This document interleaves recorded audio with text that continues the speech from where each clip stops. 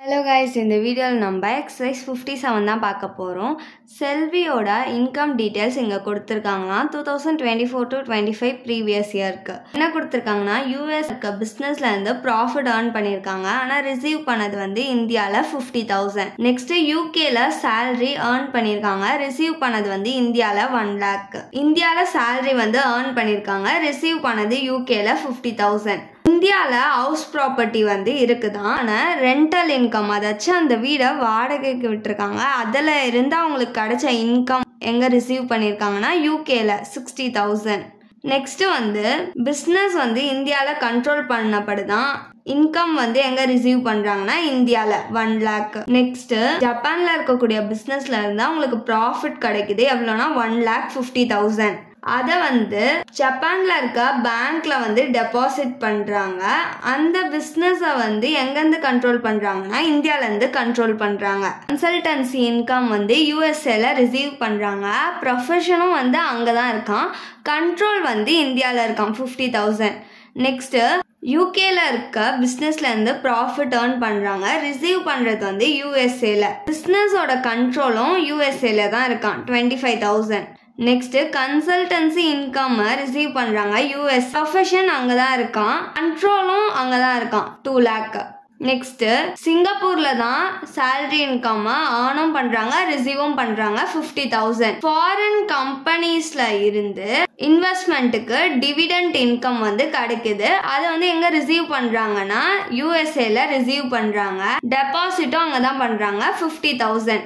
Next past அன்டாக்ஸ்டு foreign income வந்து இந்தியாவுக்கு கொண்டுட்டு வராங்க. ப்ரீவியஸ் இயரில் 50,000. இதை வந்து நம்ம எடுத்துக்க மாட்டோம். பாஸ்ட் அன்டாக்ஸ்டு ப்ரீவியஸ் இயர்னு வந்தாலே நம்ம எடுத்துக்க கூடாது. நெக்ஸ்ட் என்ன சொல்கிறாங்க, கொடுத்துருக்க டீட்டெயில்ஸில் இருந்து செல்வியோட இன்கம்மை கேல்குலேட் பண்ண சொல்கிறாங்க. ப்ரீவியஸ் இயருக்கு 2024-25க்கு அவங்க வந்து ரெசிடென்ட், நாட் ஆர்டினர்லி ரெசிடென்ட், அதுக்கப்புறம் நான் resident. Particulars resident, not ordinarily resident, non-resident. Past untaxed agricultural income in India. அதுக்கப்புறம் ப்ரீவியஸ் இயரில் ஏர்ன் பண்ணக்கூடிய இன்கம். நெக்ஸ்ட் வந்து ஃபார்ம்ல இருந்து ப்ராஃபிட் ஏர்ன் பண்ணியிருந்தா. இந்த 4 தவிர எது வந்திருந்தாலும் ரெசிடென்ட்டுக்கு டாக்ஸபிள். நாட் ஆர்டினர்லி ரெசிடென்ட்டுக்கு எப்பெல்லாம் டாக்ஸபிள்னா received in India, earned in India, acquired in India, அதுக்கப்புறமா வந்து டிவிடெண்ட் இன் இந்தியன் கம்பெனிஸ், அதுக்கப்புறம் பிஸ்னஸோட கண்ட்ரோல் வந்து இந்தியாவில் இருக்கும். இந்த 5 வந்துச்சுன்னா நாட் ஆர்டினர்லி ரெசிடென்ட்டுக்கு டாக்ஸபிள். மற்ற எது வந்தாலும் நாட் டாக்ஸபிள். நெக்ஸ்ட் நான் ரெசிடென்ட்டுக்கு எது வந்தாலும் டாக்ஸபிள்னா received in India, acquired in India, earned in India, அதுக்கப்புறம் டிவிடெண்ட் இன் இந்தியன் கம்பெனி. இந்த 4 வந்தால் மட்டும்தான் நான் ரெசிடென்ட்டுக்கு டாக்ஸபிள். மற்ற எது வந்தாலும் நாட் டாக்ஸபிள். இப்போ கொஸ்டின் பார்க்கலாமா? ஃபர்ஸ்ட் என்ன கொடுத்துருக்காங்க, யூஎஸ்ல இருக்கக்கூடிய பிஸ்னஸ்ல இருந்து ப்ராஃபிட் ஏர்ன் பண்றாங்க.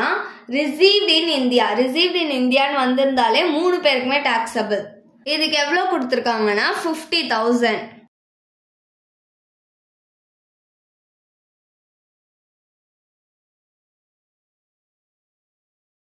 நெக்ஸ்ட் வந்து சேலரி வந்து யூகேல ஏர்ன் பண்ணிருக்காங்களாம். ஆனா ரிசீவ் பண்ணது இந்தியாலயா. ரிசீவ்டு இன் இந்தியானாலே 3 பேருக்குமே டாக்ஸபிள்.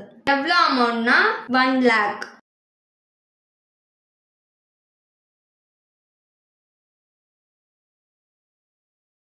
நீங்க வந்து பக்கத்துல என்ன வந்திருக்கு அப்படின்றதுலாம் பார்க்காதீங்க. Received in India, earned in India, acquired in இந்தியான்னு ஒரு சென்டென்ஸ்ல கொடுத்திருந்தாலே அந்த அமௌண்ட் வந்து 3 பேருக்குமே டாக்ஸபிள் தான்.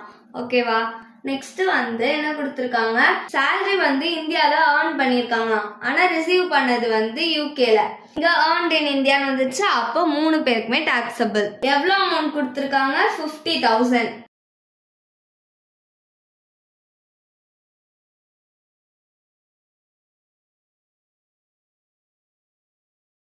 வீடு வந்து இந்தியால இருக்கான். அது மூலமா அவங்க இன்கம் ஏர்ன் பண்றாங்க வாடகை விட்டு. அது வந்து யூகேல ரிசீவ் ஆகுது. ஹவுஸ் ப்ராப்பர்ட்டில இருந்து அவங்க இன்கம் ஏர்ன் பண்றாங்க இந்தியால. அப்போ வந்து ரிசீவ்ட் இன் இந்தியா தானே, அதனால இது 3 பேருக்குமே டாக்ஸபிள். இதுக்கு எவ்வளவு அமௌண்ட் கொடுத்துருக்காங்கன்னா 60,000.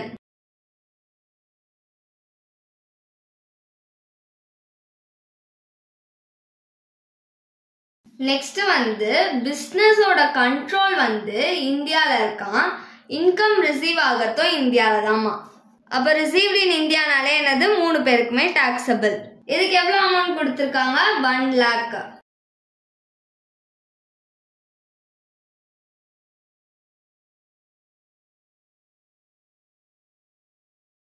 நெக்ஸ்ட் வந்து என்ன கொடுத்திருக்காங்க? ஜப்பான்ல இருக்க பிசினஸ்ல இருந்து ப்ராஃபிட் கிடைச்சிருக்கான். டெபாசிட்டும் வந்து ஜப்பான்ல தான் பண்றாங்க. ஆனா கண்ட்ரோல் மட்டும் இந்தியால இருக்கான். ஒரு பிசினஸோட கண்ட்ரோல் இந்தியால இருந்தா யாருக்கு டாக்ஸபிள்? ரெசிடென்ட்டுக்கும் நாட் ஆர்டினரி ரெசிடென்ட்டுக்கும் டாக்ஸபிள். இதுக்கு எவ்வளவு அமௌண்ட் கொடுத்திருக்காங்க? 1,50,000.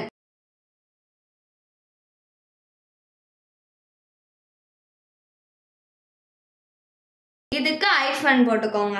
நெக்ஸ்ட் வந்து என்ன கொடுத்திருக்காங்க?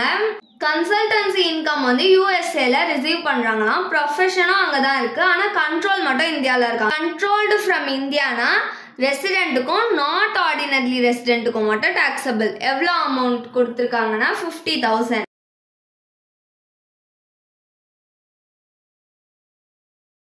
நான் ரெசிடென்ட்க்கு ஐஃபன் போட்டுக்கோங்க. நெக்ஸ்ட் என்ன கொடுத்திருக்காங்க?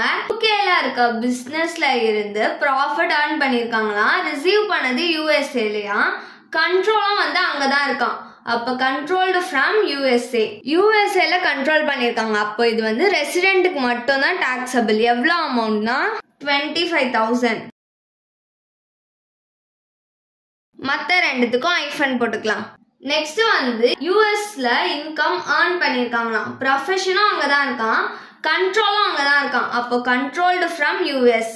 கண்ட்ரோல் யூஎஸ்ல இருக்கிறதுனால ரெசிடென்ட்க்கு மட்டும் தான் டாக்ஸபிள். எவ்வளவு அமௌண்ட் கொடுத்திருக்காங்க? 2 lakh. மத்த ரெண்டுத்துக்கும் ஐஃபன் போட்டுக்கலாம். நெக்ஸ்ட் என்ன கொடுத்திருக்காங்கன்னா salary வந்து சிங்கப்பூர்ல earn பண்ணி அங்கேதான் ரிசீவும் பண்ணிருக்காங்களாம். இப்போ ரிசீவ்ட் இன் சிங்கப்பூர். சிங்கப்பூர்ல ரிசீவ் பண்ணிருக்காங்கன்னா ரெசிடென்ட்க்கு மட்டும் தான் டாக்ஸபிள். 50,000 கொடுத்திருக்காங்க. மத்த ரெண்டுத்துக்கும் ஐஃபன் போட்டுக்கலாம். நெக்ஸ்ட் வந்து என்ன கொடுத்திருக்காங்க? ஃபாரின் கம்பெனிஸ்ல இன்வெஸ்ட்மெண்ட் பண்ணி டிவிடெண்ட் வந்து earn பண்ணிருக்காங்களாம். அது வந்து யூஎஸ்ஏல ரிசீவ் பண்ணிருக்காங்க. அங்கேயே தான் டெபாசிட்டும் பண்ணிருக்காங்களாம். அப்போ ரிசீவ்ட் இன் யூஎஸ்ஏனா ரெசிடென்ட்க்கு மட்டும் தான் டாக்ஸபிள். எவ்வளவு அமௌண்ட் கொடுத்திருக்காங்கன்னா 50,000. மத்த ரெண்டுத்துக்கும் ஐஃபன். லாஸ்ட் அன்டாக்ஸ்டுனாலே நம்ம வந்து எடுத்துக்க கூடாது. இவ்வளவுதான் கொடுத்திருக்காங்க. இப்போ இது எல்லாத்தையும் நம்ம டோட்டல் பண்ணிக்கலாம். ரெசிடென்ட் ஆட் பண்ணோம்னா நம்மளுக்கு 8,85,000 கிடைக்கும். Next not ordinary resident total பண்ணோம்னா நம்மளுக்கு 5,60,000 கிடைக்கும். நெக்ஸ்ட் நான் ரெசிடென்ட் டோட்டல் பண்ணோம்னா நம்மளுக்கு 3,60,000 கிடைக்கும். இதுதான் வந்து செல்வியோட டோட்டல் இன்கம். நான் வந்து பர்டிகுலர்ஸ்ல கீவேர்ட்ஸ் மட்டும் எழுதி டாக்ஸபிள் யார் யாருக்கு வரும் அப்படின்னு போட்டிருக்கேன். நீங்க வந்து பர்டிகுலர்ஸ் ஃபுல்லா தான் எழுதணும். ஓகேவா? அதுக்கப்புறமா கடைசியா ரெசிடென்ட்டுக்கு 8,85,000, நாட் ஆர்டினரி ரெசிடென்ட்டுக்கு 5,60,000, நான் ரெசிடென்ட்டுக்கு 3,60,000 அப்படின்னு தனியா எடுத்து காமிங்க. இன்கம் டேக்ஸ் பொறுத்த வரைக்கும் எக்ஸாம்ல நம்மளுக்கு எக்ஸசைஸ் சம் தான் நிறைய கேட்பாங்க. அதனால எக்ஸசைஸ் சம் வந்து நிறைய போட்டு பாருங்க. அப்பதான் வந்து எக்ஸாம்ல போட முடியும். ஏதாச்சும் எக்ஸசைஸ் சம்முக்கு நீங்க போட்டு உங்களுக்கு ஆன்சர் வரலன்னா சொல்லுங்க, நான் அதை வீடியோ போடுறேன். தேங்க்ஸ் ஃபார் வாட்சிங்.